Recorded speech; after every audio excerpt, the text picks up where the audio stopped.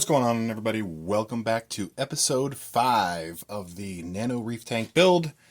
Again, this is the waterbox 20-gallon cube. Today I want to show you guys something very important that may seem very unimportant to many of you. Today we're going to just be talking about the heater, which one I'm using and why. And I actually want to show you guys something that I think is pretty cool.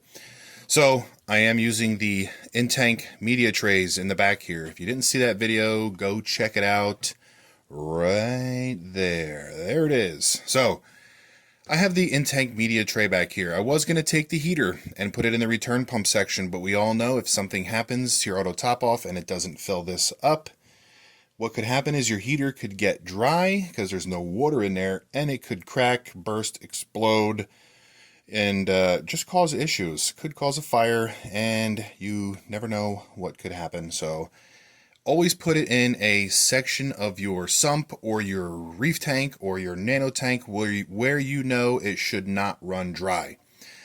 Also, I'm going to be talking about an upgrade that I'm going to be getting for this heater.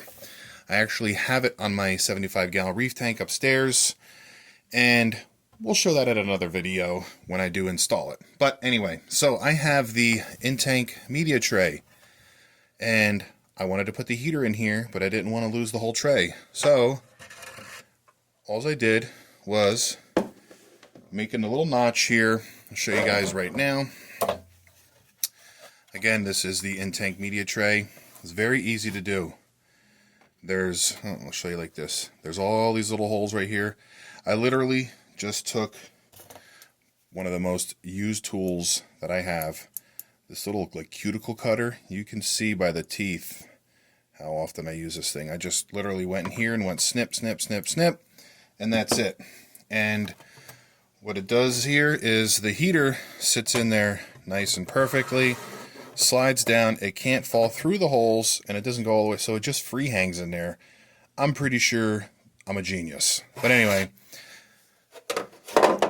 I'm only joking. I'm not a genius. I'm really, really smart, but I'm not a genius. So this is the Aqueon Pro 100-watt heater with the adjustable dial.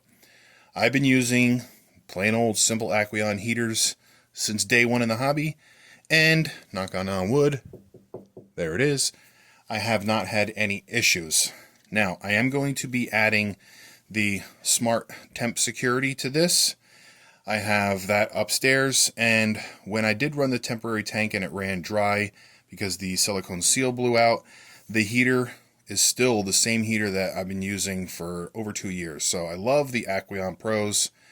This is the ceramic outside, I believe. It's not like the glass one. I really, really like them. Whenever I get a new one, I always put it in a bucket of water, and I keep adjusting the temperature until I get about 77, 78, around there. And then I leave it as is. That's how I do it. I don't really go by this dial. This dial right now is telling me that it's at 78, but I'll tell you what, you can't see it, but that is pretty damn accurate. So now that I look at it, yeah, there's a 78 degree mark right here, and I think this was like 77.6 according to my Hannah salinity pen. So, yep, that's what I'll be going with. Short and easy video. Did this little DIY upgrade to my in-tank media tray. That thing just goes in here. Look at that, really nice.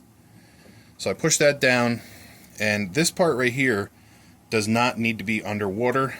It's good to have it underwater, it doesn't hurt it. So this is literally just going to slide in there. How freaking cool is that? I'm going to fill this with all my bio balls underneath, so if I want to take this out to clean it or whatever, I can, and it will also come out with the entire tray. See? So, pretty cool. Hope you enjoyed it.